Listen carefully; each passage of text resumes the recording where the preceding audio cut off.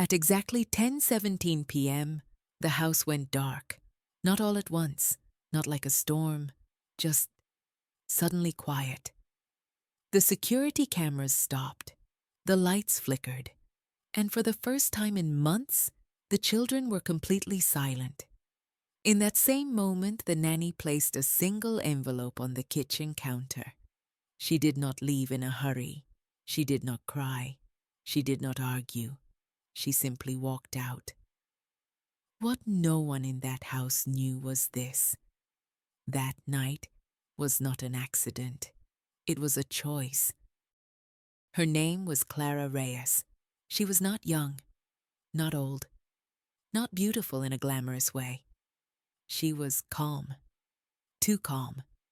She worked as a nanny for Lucas Harrington, a billionaire real estate developer known for one thing: control. He controlled his business, his image, his home, and in his own way, his children.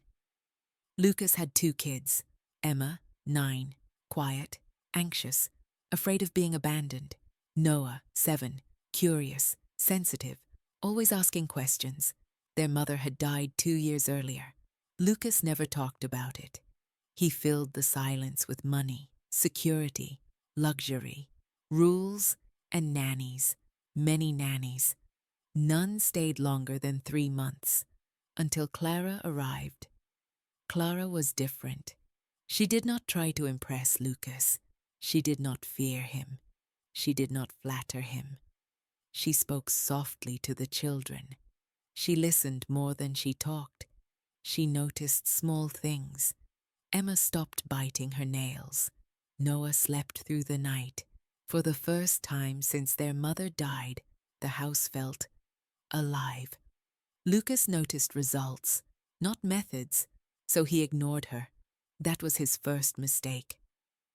One night, Lucas came home earlier than usual. He expected to find chaos, crying, disorder. Instead, he found silence. Emma was reading. Noah was drawing. Clara was in the kitchen preparing tea.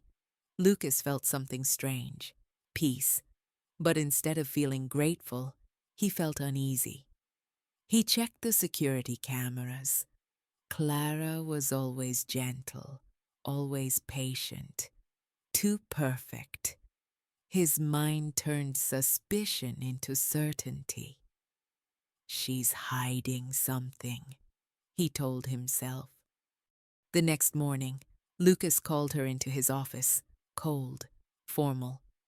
"You've been here too long," he said. Clara looked at him calmly. "I thought you were satisfied," she replied.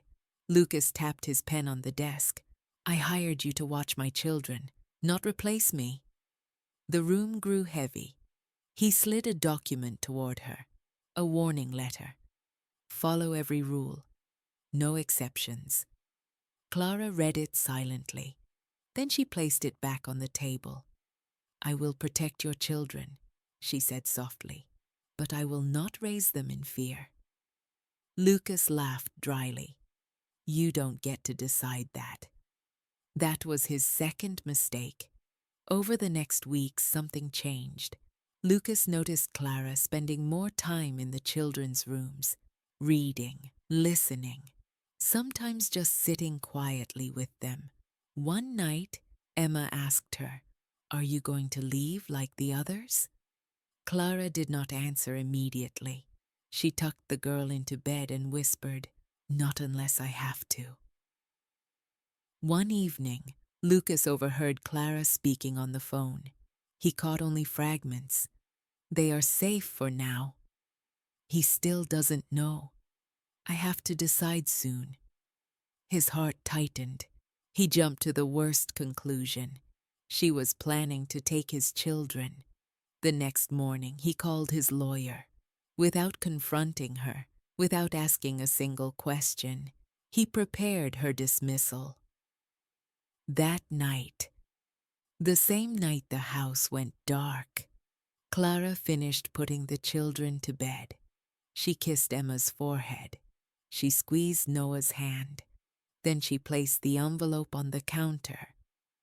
Lucas arrived home just in time to see her leaving. He stopped her at the door. "Where do you think you're going?" he demanded. Clara looked at him, tired, but not afraid. "You don't need me anymore," she said. That was when the power went out. Not a storm, not an accident, a planned blackout. Lucas rushed to his office.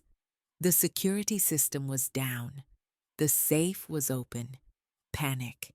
He opened the envelope Clara had left. Inside there were documents, bank records, contracts, emails, proof that his former business partner had been stealing from him for years, proof that his children had been in danger. Not from Clara, but from someone inside his circle. At the bottom of the envelope was a handwritten note. "I stayed to protect them. Not from you. From what you refused to see." Lucas felt his chest tighten.